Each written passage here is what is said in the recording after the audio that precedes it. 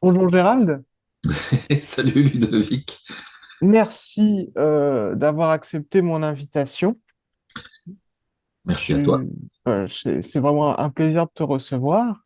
Je vais essayer de te présenter, même si je pense que beaucoup des spectateurs de la chaîne te connaissent. Alors rapidement, tu consacres ta vie à accompagner les personnes sur la voie de l'éveil et Oui, de la réalisation du soi oui, par le biais de satsang, et notamment dans le cadre de l'ashram du cœur, aux oui, côtés de Pierre, que j'ai eu oui. la chance de recevoir sur la chaîne également. Mhm. Parmi tes activités, tu as également publié, c'était en 2019, je crois, Oui, un livre qui est intitulé L'un, oui, avec un sous-titre, Il n'y a que l'un. oui. Donc, bon, c'est tout un programme. Et tu as également fondé une association avec des amis qui s'appelle Tout est un. Voilà. Le but de l'association, c'est de venir en aide aux plus démunis et également de promouvoir des approches spirituelles et interreligieuses. Oui, Donc, pour commencer cette discussion et pour ne pas faire dans l'originalité, est-ce que tu pourrais te présenter un peu et surtout raconter un petit peu ton cheminement d'accord. spirituel? Parce que je crois en la force des histoires, finalement, Oui, ok, d'accord, ok. notamment pour motiver, pour inspirer, ne serait-ce Oui, que oui, ça. oui, ok.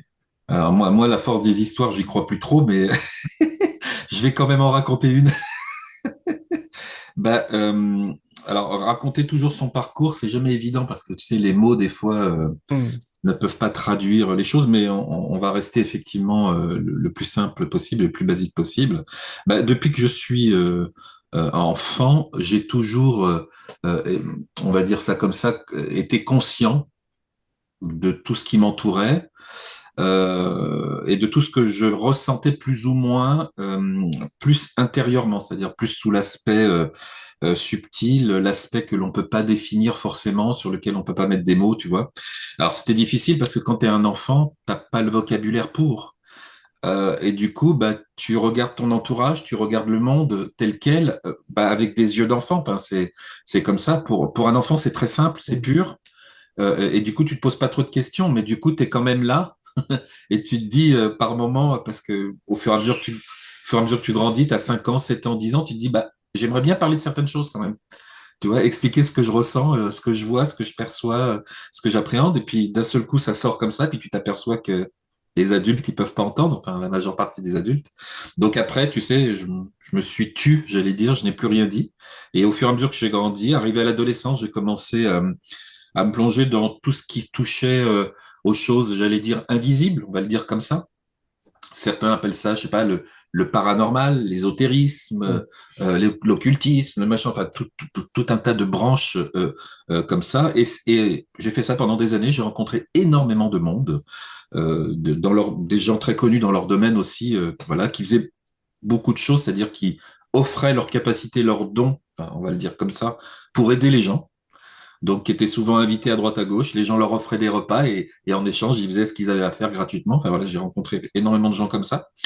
Mais ça suffisait pas parce qu'au bout d'un moment, je me suis aperçu que j'avais comme si qu'il n'y avait pas de complétude avec toutes ces choses-là. Donc, c'était intéressant à titre d'expérience. Et je reconnais que je me suis bien amusé avec ça parce que il y avait des moments de grande joie quand même, mais c'est comme si qu'il y avait un manque de quelque chose. Et c'était difficile à expliquer ou à définir. Voilà, et la méditation est arrivée. À un moment donné, c'est présenté la méditation comme ça a traversé au début comme une fulgurance. Je dis une fulgurance parce que j'étais pas sûr. Je disais, tiens, la méditation, ça peut être intéressant. Puis hop, ça repartait, puis ça revenait. Puis au bout d'un certain temps, ça s'est vraiment imposé à moi. Et je me suis mis à prendre des postures très naturellement, très simplement, comme ça, spontanées, et à méditer dans ces postures. Voilà, et là, il y avait de plus en plus je sais pas comment le dire, on va mettre des mots, la joie, de la paix, de la sérénité qui apparaissait, en tout cas qui semblait apparaître. Et du coup, ça m'a amené à continuer. Et pendant des années, j'ai médité énormément, j'ai fait un peu de yoga, je me suis mis à étudier les textes sacrés d'une façon assez approfondie, assez assidue. Voilà, et puis jusqu'au jour où, à un moment donné, où intérieurement, ça a dit, bah, tu peux fermer tous les ouvrages, tu peux fermer tous ces livres, tout ça, ça ne te sert à plus rien. Mm. Tout est là, présent, omniprésent, et en plus, ça disait, et tu l'as toujours su. Mm.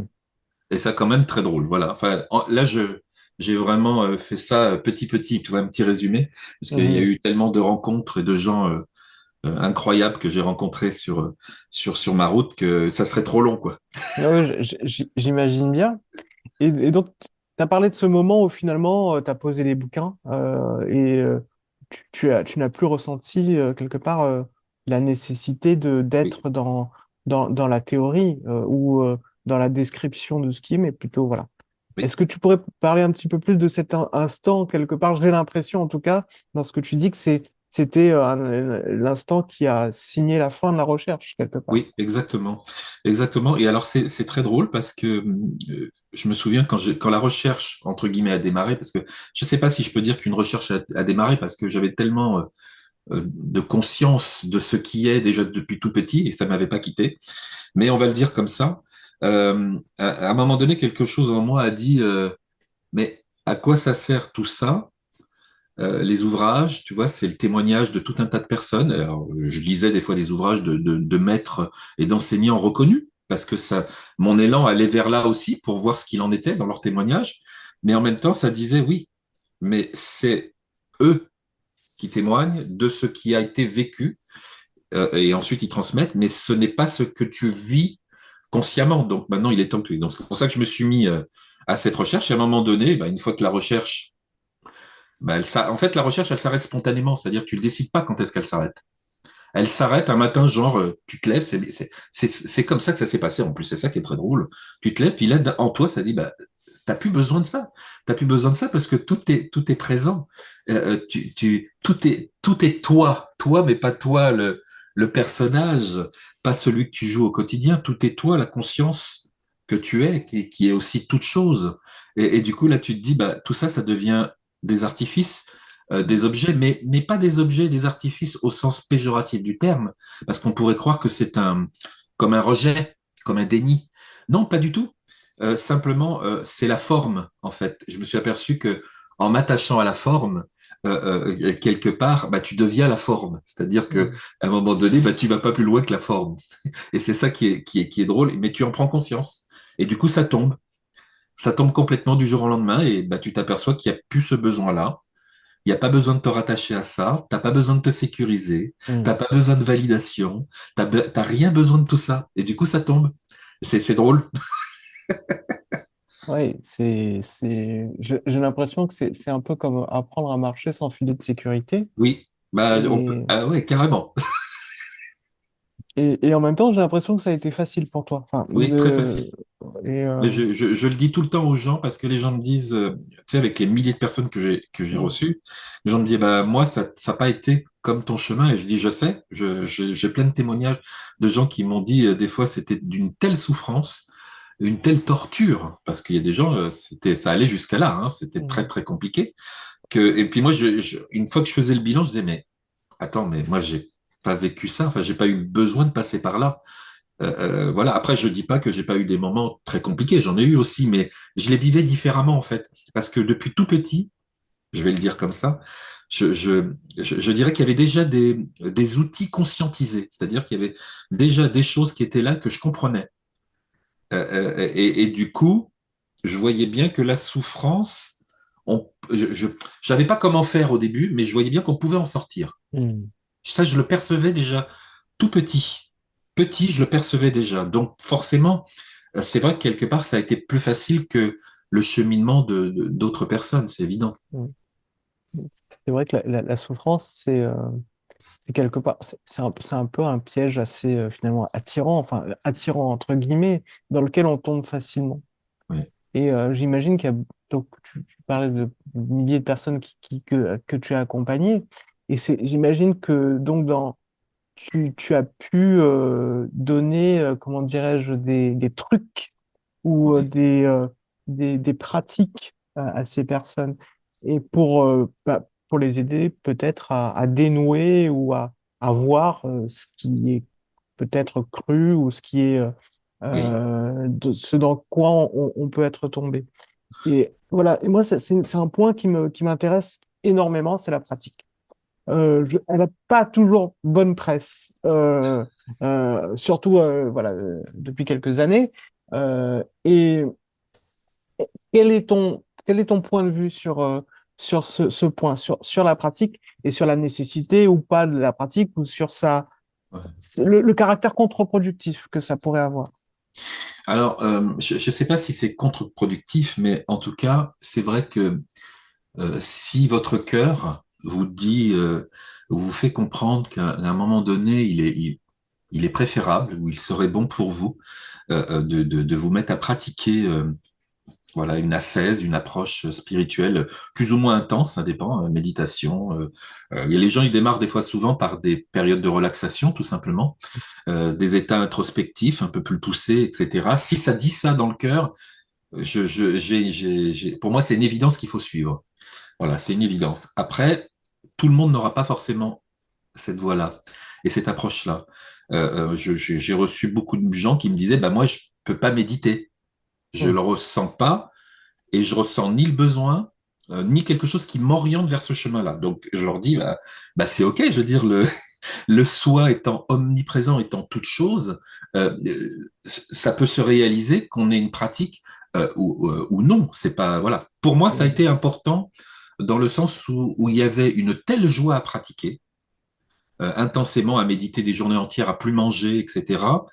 Que c'était pas, c'est parce qu'il y a des gens qui disent ah oui mais c'est très tranchant, c'est très martial, ces pratiques-là sont très ascétiques, c'est très dur, je vois pas l'intérêt de faire du mal au corps, je vois pas mais c'est pas une question d'intérêt, c'est pas une question de faire mal au corps parce que moi j'avais pas du tout ce ressenti de faire du mal au corps, pas du tout puisque j'y prenais beaucoup de joie. Pierre il en parle aussi quand il disait qu'il méditait sur des rochers tranchants et tout ça, il y avait une joie intérieure, mais une joie incroyable.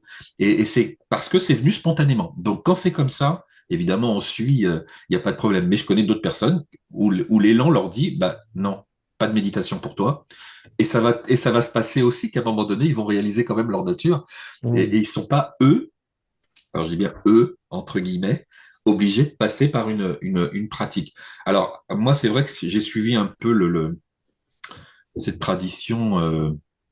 Je dirais indienne, parce que j'avais plus d'affinité de ce côté-là, mais j'ai étudié un peu les religions et toutes les approches. Et du coup, la méditation a une grande place. Et c'est vrai qu'à travers la méditation, j'ai découvert que je comprenais peut-être des choses un peu plus, comment je pourrais dire ça, un peu plus profondes, un peu plus subtiles, un peu plus. J'ai vu quand même que les états que ça déclenchait me permettaient d'accéder à certaines choses. Alors, que je connaissais déjà, mais là plus profondément encore. Donc, c'est pour ça que, bien entendu, quand les gens me disent est-ce que c'est positif de méditer, bah, je vais leur répondre par rapport au cheminement que j'ai eu, oui, bien sûr.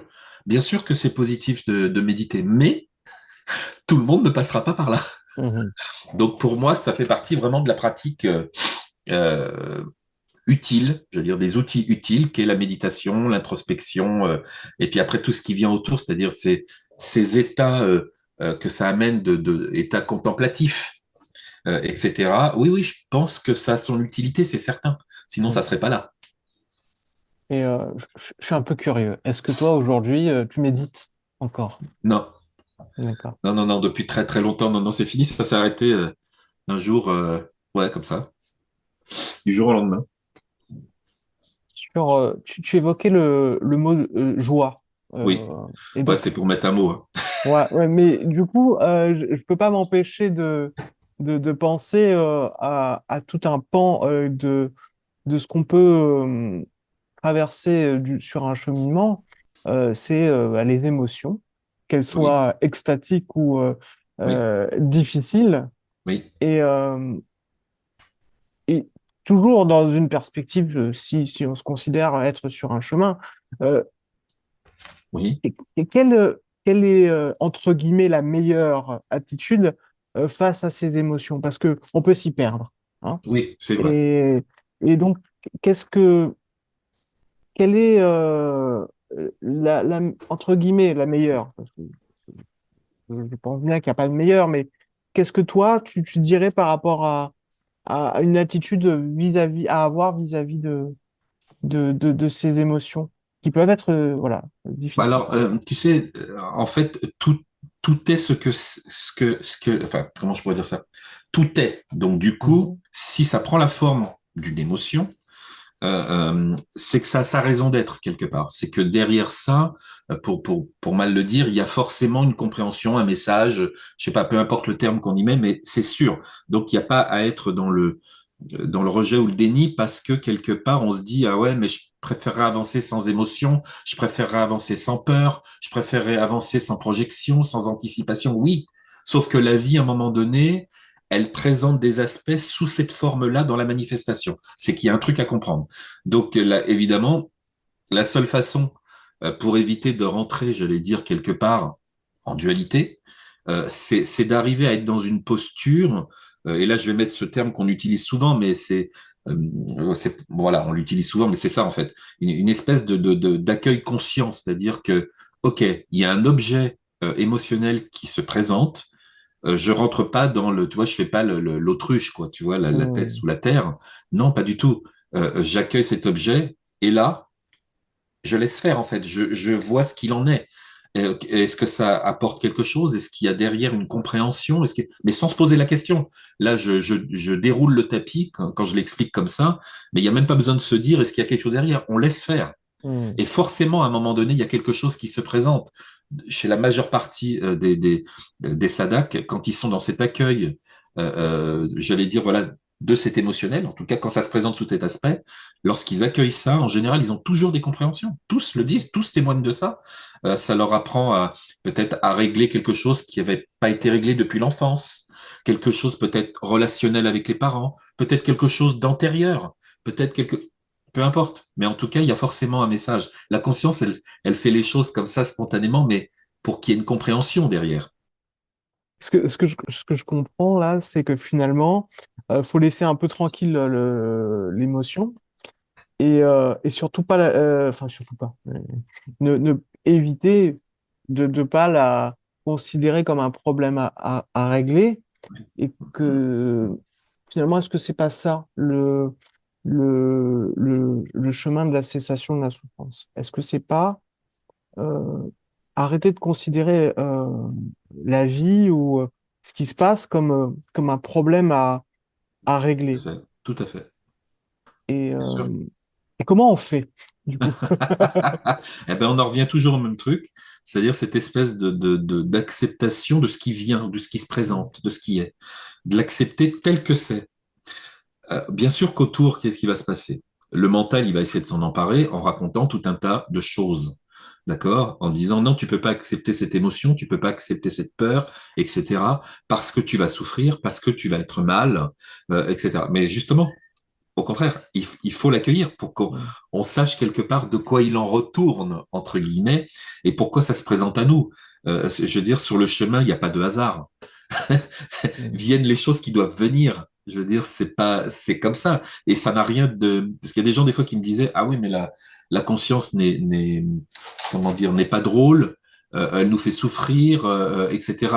Elle est plutôt pervers. Mais non, je dis, la conscience n'a pas d'aspect au mm, sens où on l'entend. Je veux dire, si elle présente ça, c'est qu'à un moment donné, c'est sous cet aspect-là que l'on comprendra les choses.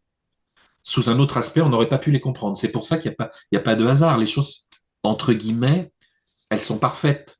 Mais là, quand je parle comme ça, je parle à partir de la conscience. mm, C'est vrai qu'en tant qu'humain, les choses ne nous paraissent pas parfaites du tout.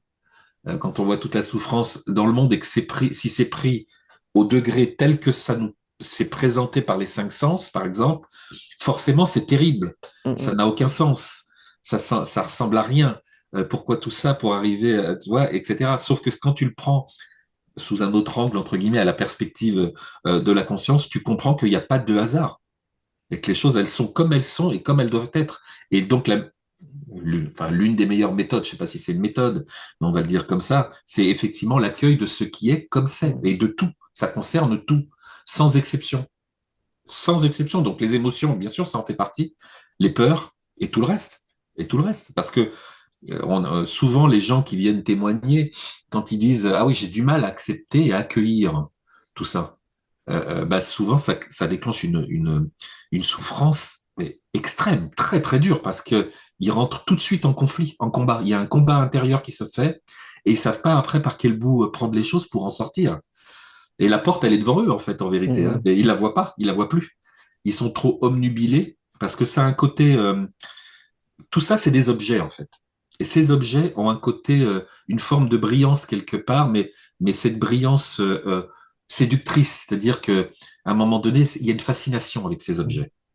Et du coup, c'est ce qui fait que, étant donné qu'on est pris dans la fascination de ces objets, on reste à l'état de ces objets. Comme le disent les sages, comme vous croyez, vous êtes, comme vous pensez, vous êtes, etc.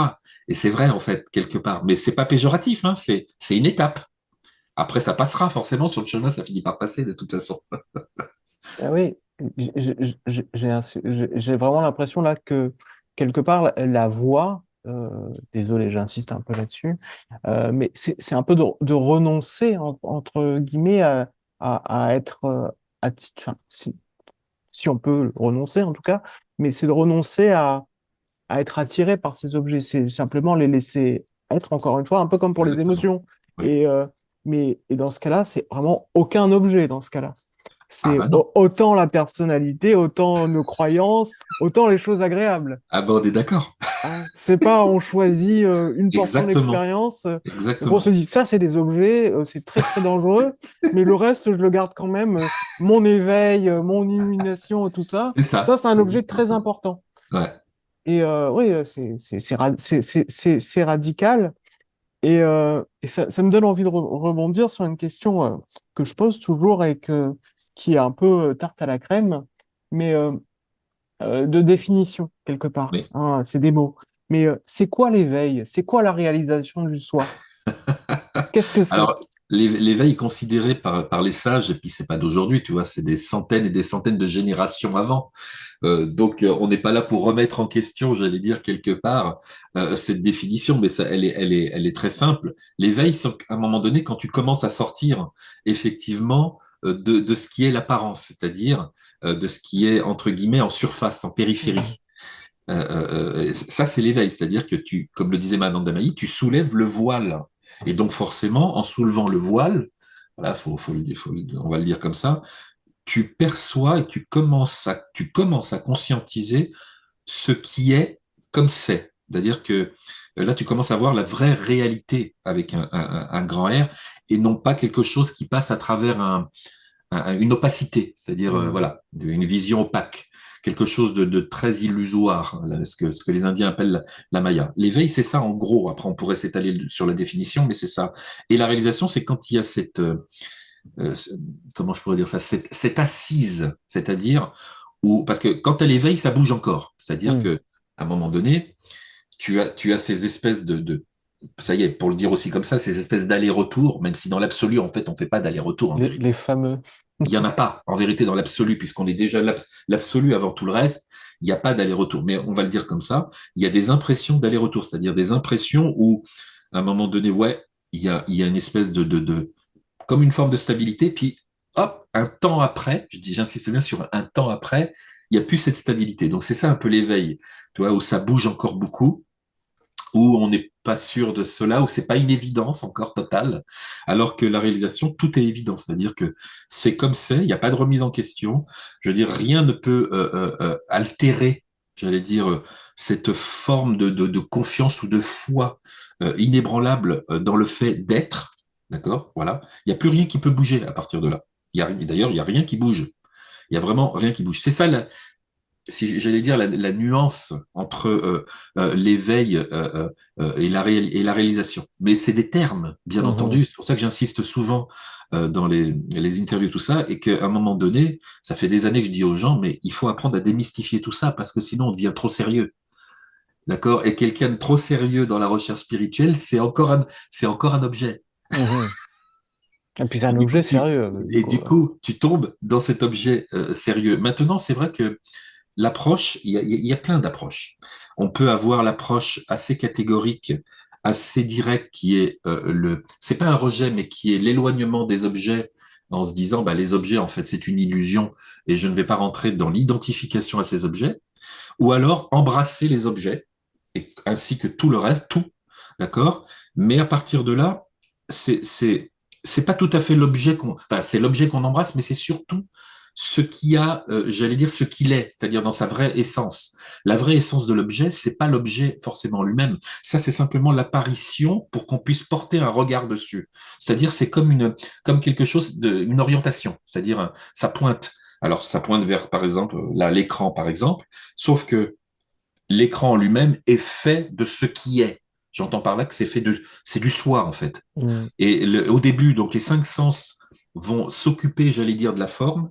Et progressivement, j'allais dire qu'on entre en profondeur, pour mal le dire, on va avoir accès à la vraie nature de l'objet. La vraie nature de l'objet, c'est du soi. Mm. Et dans ce cas-là, l'objet en lui-même, en apparence, disparaît. Ça, c'est que l'apparence de l'objet. Donc, il y a Mm. plusieurs voies, hein, c'est-à-dire embrasser tous les objets et finir par comprendre que la vraie nature de l'objet, c'est de ne pas être un objet, mais d'être le soi. Ou alors, mettre les objets de côté. Et des chemins, il y en a plein, en fait. Hein. Et du coup, question très naïve, hein, mais euh, comment ça fait, en fait, une fois qu'on a réalisé le soi, enfin, qu'on a réalisé le soi. Déjà, Oui, oui, oui, oui. déjà la formulation est un peu bizarre, mais euh, qu'est-ce que, qu'est-ce qu'on peut en attendre? Et bien, je me rends compte hein, de la Oui, oui, tout à contradiction des fait. Mais termes, vas-y, mais vas-y. qu'est-ce qu'on peut en attendre d'un point de vue, euh, qu'est-ce qu'il y a pour le personnage là-dedans? C'est-à-dire, euh, est-ce il éprouve des choses plus agréables ou plus du tout de choses? Ou est-ce qu'il a un comportement parfait? Est-ce qu'il est plus éthique? Est-ce qu'il doit avoir un comportement particulier? Voilà, toutes les questions qu'on pourrait se poser. Oui, oui. Bah, rien de tout ça, en fait. En fait, le personnage, le mental, l'ego, tu sais, à un moment donné, c'est comme si qu'il y avait je- voilà, comment dire ça, une unification totale et qu'il n'y a plus j'allais dire, de séparation. C'est-à-dire que tu n'as plus un personnage, un ego, un mental, des attitudes, des pensées, des machins.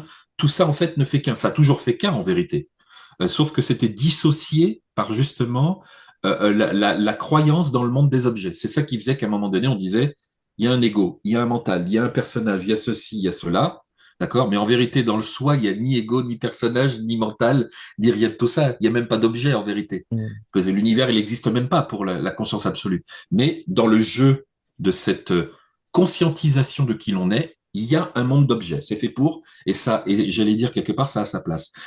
Après, une fois qu'il y a la réalisation, alors pour dire réalisation, parce que après, comme je le dis souvent, quand les gens me disent mais réaliser, et des fois les gens me posent la question, mais qui réalise quoi, ou qu'est-ce qui se réalise? Et c'est la vraie question, elle est vraiment là. Ça paraît bizarre quand on le dit comme ça, mais c'est vraiment là. Ben, je leur dis à chaque fois, bah, si je dis, écoutez, là, si vous entamez, vous prenez ce chemin, je vais vous répondre direct. Il n'y a personne pour réaliser quoi que ce soit, puisque tout est le soi. Donc forcément, il y a pas d'éveil, il n'y a pas de réalisation, etc. Mais quand on emploie ces termes-là, c'est simplement quelque part l'élan du cœur que l'on a. On met un peu des petits cailloux blancs, j'allais dire, sur le chemin. Et ça rappelle aux gens, tu vois, de suivre tel ou tel chemin, ça oriente. C'est pour ça qu'on emploie des termes et des vocabulaires. Maintenant, on pourrait se taire et ne rien dire. Hein. Ouais. Et la présence, elle est toujours la même. Je veux dire, la présence se suffit à elle-même. Elle n'a pas besoin de tout un tas de choses. Alors, pour en venir au personnage, une fois qu'il y a réalisation, bah, le personnage, il est comme il est. Des fois, tu as des personnages, ils vont avoir ben, après la réalisation, mais même c'était déjà un petit peu avant, c'est resté, j'allais dire, ils vont avoir des attitudes qui paraissent complètement, tu as des maîtres spirituels qui paraissent complètement exubérants, Mm.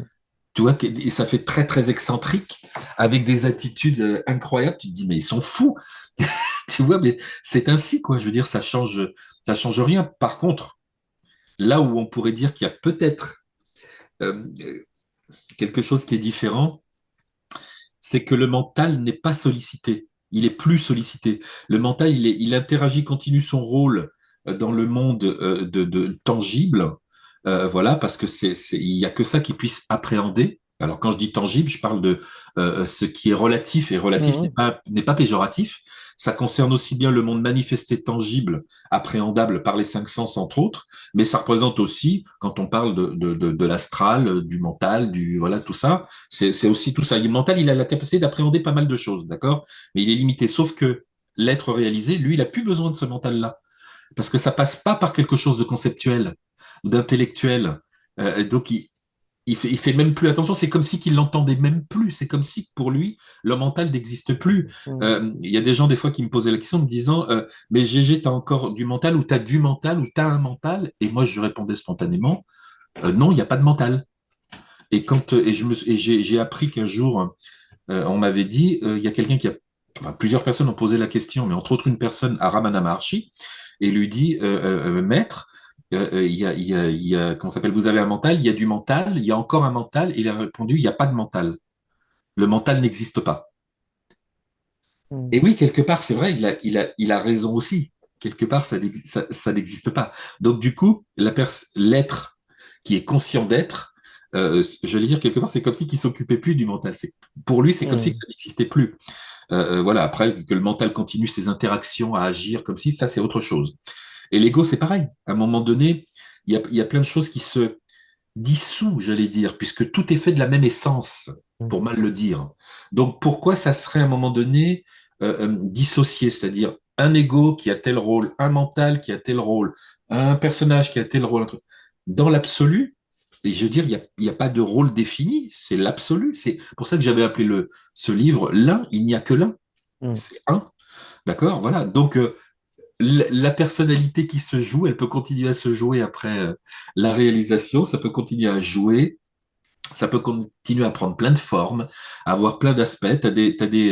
Des maîtres spirituels, des enseignants qui étaient très stricts avant et qui sont toujours aussi stricts après la réalisation, très tranchants, tu vois, qui envoient tout le monde sur les roses, etc.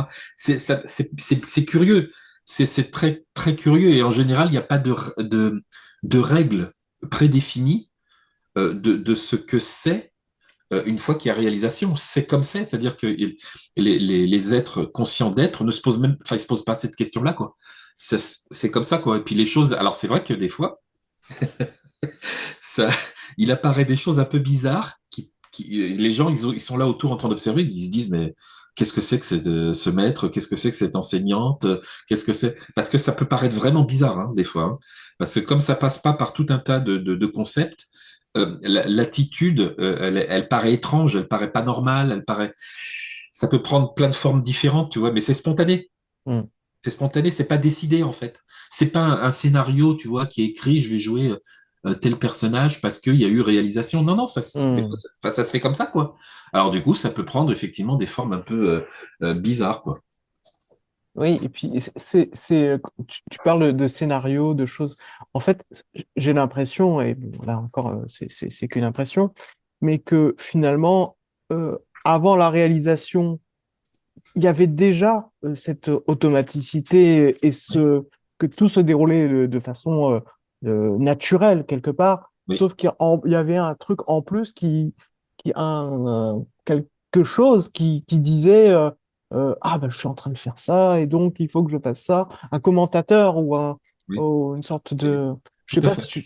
je sais pas si tu connais les Simpsons comme Oui, oui, et dans le générique, on voit Maggie à l'arrière de la voiture qui tourne le volant de la voiture comme ça, comme si oui, c'était elle qui conduisait la voiture. oui, Et j'ai l'impression que finalement, ce qui se passe, c'est que on enlève ça, ce volant. On enlève oui, simplement l'impression qu'on contrôle les choses.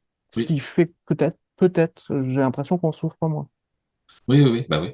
Bah ouais, de toute manière, on n'a plus besoin, j'allais dire, quelque part, de cette, comment je pourrais dire ça, de cette canne, tu vois.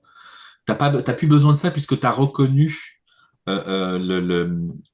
qu'il n'y avait que le soi. J'allais dire, il n'y a plus à un moment donné, je veux dire, on rentre pas dans des nuances. C'est fini. Il n'y a plus de Hmm. nuances. Il n'y a que le soi. Uniquement le soi. C'est-à-dire que même si on joue à dire, ah, ben, il y a tel objet, quand on dit il y a tel objet, en fait, c'est une façon d'appeler l'objet, mais en fait, on voit le soi. Hmm. Et tout est comme ça. Et ça n'empêche pas de, tu vois, de prendre, j'allais dire quelque part, de prendre un verre d'eau, tu vois, de boire, mais ce n'est pas vécu de la même façon. C'est ce que j'expliquais il n'y a pas très longtemps, mais les gens me disent, oui, mais quand même, tu attrapes bien avec ta main un objet qui est le verre, ta main passe pas à travers, tu avales bien l'eau, et je fais oui, sauf que ça vit tout ça, tous les aspects que tu viens de décrire, je disais à la personne, comme étant le soi, ça ne vit que ça. Et c'est conscient que ça joue aussi avec tout un tas de manifestations d'objets, mais ça ne croit plus l'objet.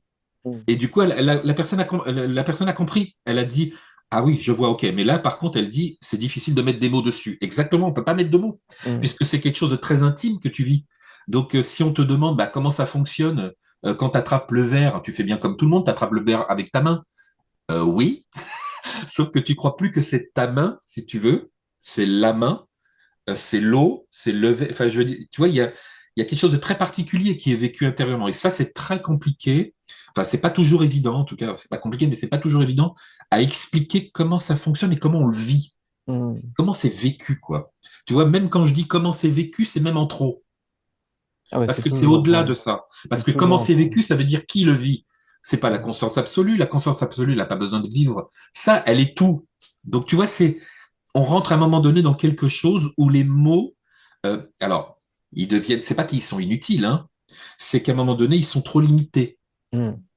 Les mots sont trop limités à part si tu fais, comme je disais tout à l'heure, tu vis les mots comme étant le soi également. Si tu vis comme ça, là, c'est différent. Là, là, ça sera différent à expliquer. Mais sinon, c'est pas toujours évident, hein, l'explication à donner. Mais c'est tout le problème de la pédagogie finalement Eh oui, dans la spiritualité. Euh, Moi, j'ai une pratique que j'aime beaucoup et dans laquelle voilà, je me passionne beaucoup, c'est le yoga du rêve. Et je oui, trouve qu'il y a yoga tibétain du rêve qui a une force au-delà des réalisations peut, qui sont en tout cas décrites. oui, Je ne, voilà, oui, oui, j'entends je ne bien. déclare rien, mais Oui, oui, j'entends bien, j'entends euh, bien. une force expérientielle Oui, pour réaliser que même si on se rend compte que l'intégralité de ce qu'on expérimente n'est que du soi, finalement, oui, c'est pas pour autant euh, qu'on ne va plus prendre ce rôle du personnage quelque part pour expérimenter ce qui se passe. oui, oui, bien sûr. Dans le rêve, lorsqu'on sait qu'on rêve, donc dans le rêve lucide par exemple, Oui, on sait que tout est soi, et c'est pas oui, pour autant qu'on a forcément qu'on s'arrête de fonctionner dans le rêve. bien Mais sûr. la qualité d'expérience n'est plus la même. Oui, oui, oui, bah oui, c'est Après, différent. il y a plusieurs niveaux de lecture, euh, Oui, oui, il y a et, plusieurs niveaux de lecture, oui. mais ce qui est intéressant donc, sur cette question de la pédagogie, c'est que moi, voilà, c'est quelque chose qui me passionne, c'est comment transmettre et surtout comment, et même si ça paraît impossible, s'assurer que ce qui est transmis est compris. Et Alors, ça, j'allais dire quelque part, tu transmets à travers la spontanéité, la pure spontanéité, c'est-à-dire quelque chose qui semble voilà, se manifester, enfin quand je dis manifester, c'est pour mettre un mot, mais voilà, qui semble comme ça se présenter, et ça se fait comme ça. Tu te poses pas la question si c'est bien ou mal transmis, parce Hmm. que ça, c'est une histoire. Ça se rajoute dessus et ça commente à un moment donné tout un tas de paramètres qui sont pas utiles en fait. Hmm. Si ça doit communiquer et transmettre, ça communique et ça transmet. De toute façon, comme le disait je sais plus quel sage, même si on a l'impression de prime abord quand on échange avec les gens qui viennent nous voir que ça semble ne pas avoir été transmis, c'est-à-dire l'essentiel ne pas avoir été perçu. Ce sage-là disait, mais l'âme entend tout. Et c'est une façon de le dire, hein. C'est une façon de le dire, hein. Mais voilà quoi. En fait, c'est ça. Ça veut dire que au plus profond de toi, c'est comme tu es le soi, forcément, ce qui est transmis, c'est transmis. Hmm. Tu vois ce que je veux dire? Parce que tout Ouais. est le soi, donc forcément.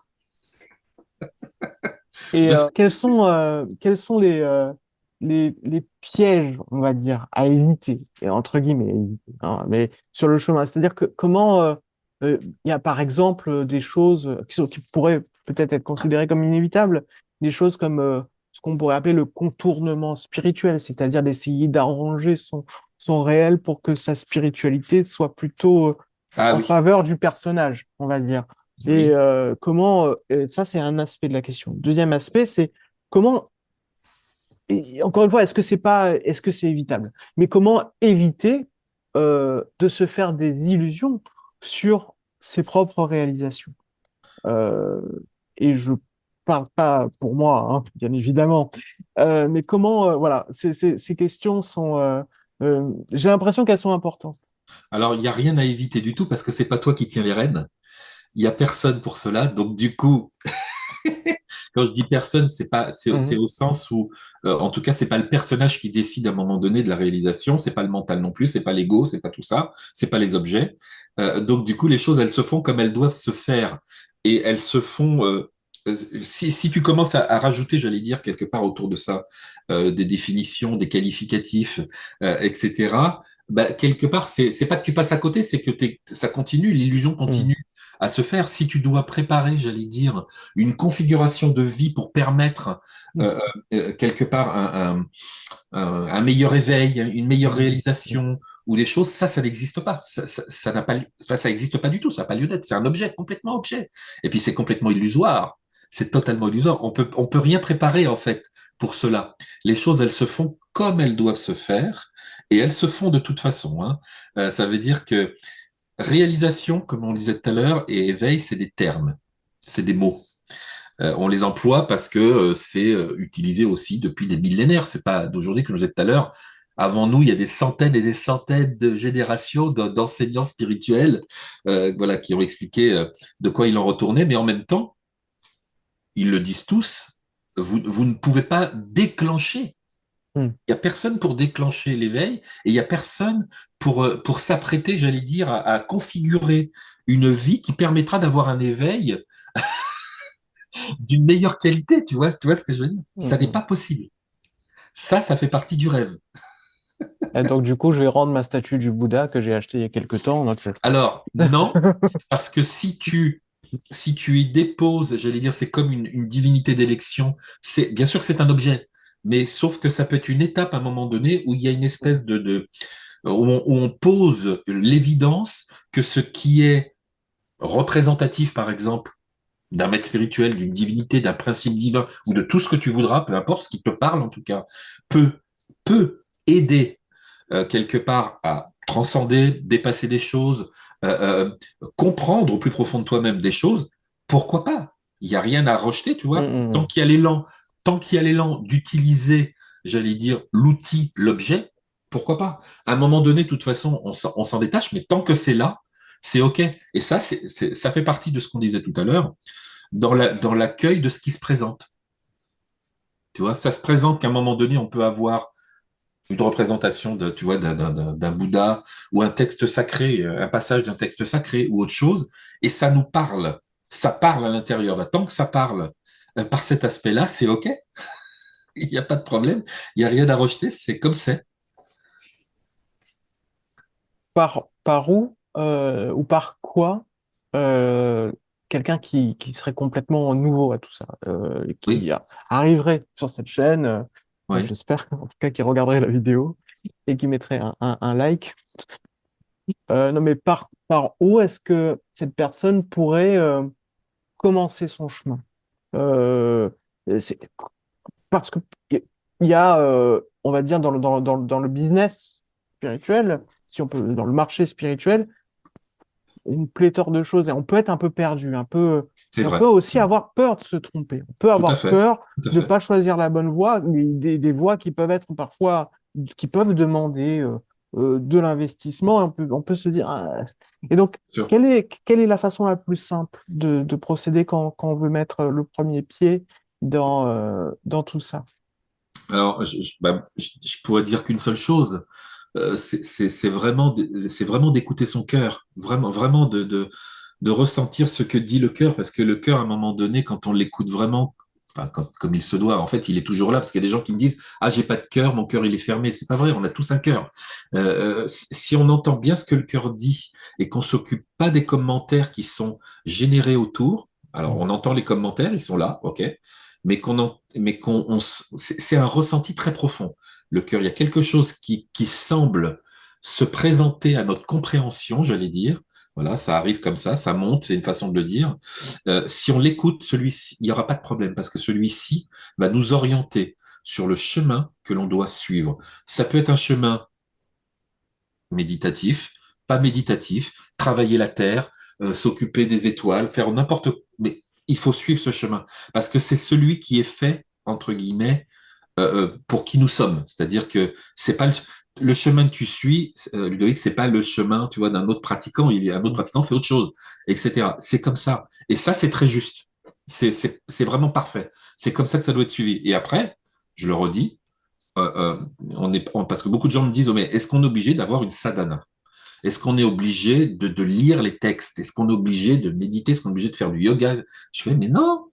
Mais qui vous a dit que c'était obligé? Il n'y a aucun enseignant spirituel digne de ce nom et qui soit authentique qui dise, ah, l'obligation, c'est de faire ça et ça, à part les enseignants qui sont issus de différentes lignées. Eux, c'est normal puisque, j'allais dire, ils suivent la lignée, qu'ils ont été enseignés comme ça, et dans leur ressenti et leur élan du cœur, ils continuent à transmettre ce qui est transmis depuis des centaines de générations. Et c'est OK, mais c'est pas le chemin forcément de tout le monde. Voilà, chacun aura son chemin et puis des fois au début ou même voilà, on peut avoir avancé un peu et se faire avoir entre guillemets, mais quelque part j'allais dire c'est aussi l'expérience qu'on devait vivre. Moi avec Pierre on a reçu beaucoup, bon moi j'ai reçu encore plus de monde que lui, ça fait longtemps quand même que je reçois du monde, mais j'ai entendu tellement de témoignages de gens qui étaient tombés, alors qu'ils disaient, ils ont fini par savoir que c'était une secte, un truc, un machin, Mm. alors qu'ils étaient au tout début de leur chemin spirituel, mais ils se sont dit, c'est légitime d'aller là-bas parce que ça me paraît bien, sincère. Et à un moment donné, au bout de quelques mois, quelques années, ils se sont dit, waouh, j'en prends plein la gueule, on est en train de me prendre mon pognon, on fait ceci, cela. Et à un moment donné, quand on les reçoit, ils me disent, mais pourquoi Dieu, l'absolu, la conscience, m'a fait passer par là? Et du coup, c'est quoi? C'est une punition? J'ai fait du mal avant? J'ai fait... Non, non, non, faut pas le prendre comme ça. Il n'y a pas de punition, il n'y a pas de mal. Et de penser qu'un Dieu ou qu'un absolu ou qu'une conscience pourrait comment dire, mettre en place un scénario de punition, ça, c'est lui Mm. donner une image humaine qui est complètement un objet, quoi. C'est totalement un objet. C'est du phénoménal, tout ça. C'est des explications complètement illusoires. Ça n'a aucun sens. Ça définit pas du tout la conscience absolue le soi, mais je leur dis, mais on doit des fois passer par des expériences comme ça pour peut-être aller encore plus en profondeur et pouvoir, j'allais dire, repérer, discerner ce qui est pour nous et ce qui ne l'est pas. Et des fois, on nous fait passer, la vie nous fait passer par des choses comme ça. Et bien sûr que c'est des moments qui sont très compliqués, très difficiles, parce qu'il y a plein de remises en question, il y a plein de choses qu'il faut abandonner. Et puis, des fois, il y a aussi, il faut abandonner la colère que l'on a vis-à-vis de tel maître spirituel, tel gourou, tel enseignant, parce que on s'est dit, ah ouais, il nous a bien eu. Hein. À un moment donné, moi, je dis aux gens, lâchez tout ça et soyez maintenant. Parce que ce qui s'est passé avant, ah oui, mais on a tellement souffert. Oui, mais je l'entends bien et c'est OK. Mais maintenant que vous l'avez, il faut que vous accueilliez déjà cette souffrance. Et ensuite, ben, alors si ça vous aide de passer par, je sais pas, le pardon, passer par le pardon en première étape, puis après lâchez, soyez maintenant, restez maintenant. Et la vie va continuer à s'occuper de vous, etc. Et c'est comme ça qu'il faut prendre les choses. Hein. Je pense que c'est très utile d'amener les choses comme ça. Et il y a un autre pan de tout ça que quand on débute sur la voie, une question qui pourrait se poser, que je pose beaucoup, peut-être à Oui. tort ou à raison, peu importe. Mais est-ce qu'il y a parfois des contre-indications à entamer une approche de, euh, sur la voie de l'éveil ou de la réalisation du soi? Alors, je pense pas qu'il y ait de contre-indication. Euh, après, on en revient à ce que je disais. Ça dépend ce que vous dit votre cœur, parce que si on écoute vraiment le cœur vous dira s'il y a contre-indication. Mm. Il vous dira, ça c'est vraiment bon pour toi, ou il vous dira, tu dois y aller, ça va être dur pour toi, après tu abandonneras. Tu vois, parce que le cœur, en fait, il va pas que dans le sens de te dire, ah, tout est joyeux, merveilleux, et tout ça. Des fois, il te dit, tu vas te taper la tête dans le mur, ok? C'est par là que tu dois passer avant de comprendre des choses. Hein. Des fois, c'est Mm. aussi ça le cœur. Donc, je pense pas qu'il y ait des contre-indications, parce que j'ai vu des gens qui avaient des fois même des pathologies psy, et certains très sérieuses, même considérées comme graves, voilà, et qui avaient réussi à mettre au centre de leur vie, entre guillemets, de la méditation, de la relaxation, du yoga, Mm. du qigong ou plein d'autres choses, et ça leur avait apporté beaucoup de bien. Donc, je ne sais pas s'il y a des contre-indications, hein. Je pense pardon, on doit passer par des techniques qui nous sont propres à chacun. Et Mm. je vois pas qu'il y ait quelque chose qui est. Non, non, je pense pas. Je pense pas qu'il y ait de contre-indication. Voilà. Après, on fait ce qu'on doit faire, hein.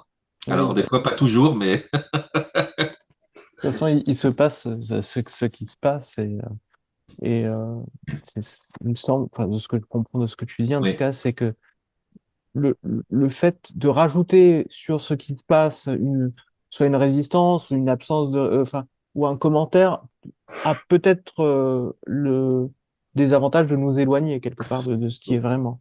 Ouais, bah ouais. Bah oui, il n'y a pas besoin en plus de rajouter les commentaires, sauf Ah que ouais.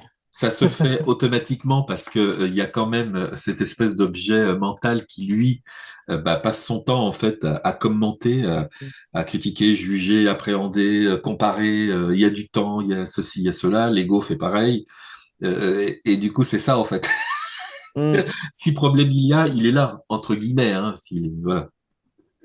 Bah écoute, c'est tu as répondu à toutes mes questions. Bravo et merci.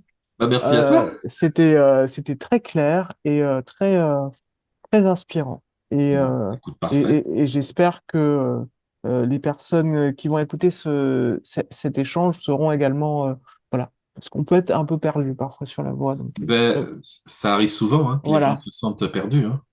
C'est Et, pas évident. euh, et donc, je mettrai en description les liens de notamment la Shrine du cœur Oui, et de ton livre. oui. J'avais une question. Est-ce que tu as des événements particuliers que tu organises dans les semaines qui viennent Alors, pour ou l'instant, récurrents? non, parce que je faisais, tu sais, des causeries au restaurant de mon neveu dans le 18e. Comme il a fermé ce restaurant pour l'instant, donc c'est un peu, tu vois, voilà. Pour l'instant, il y a une espèce d'attente comme ça. On attend un peu, puis à un moment donné, il y a toujours l'élan hein, d'en faire des causeries, mais quand il y aura l'élan vraiment de les concrétiser, bah, je donnerai ça à Camille. Elle pourra même te le transmettre si tu veux le mettre sur ta chaîne. Enfin voilà, tu Ouais, verras. Mais pour d'accord. l'instant, il y en a pas trop, à part les événements que l'on fait avec Pierre, etc. Voilà. Pour l'instant, non.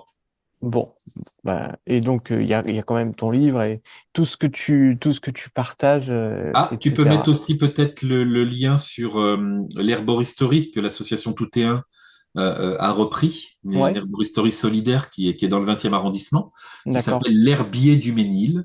Voilà, Ok, voilà, je le ça peut être mettrai. aussi intéressant. Bah, c'est Voilà, super, je le mettrai. Bah, super, merci. je te remercie vraiment de ton temps et de Bah écoute, ta bonne avec humeur. joie, Là, hein. ça fait toujours plaisir. Et passe une très très bonne journée. À toi également, Ludovic. Au revoir. À maintenant.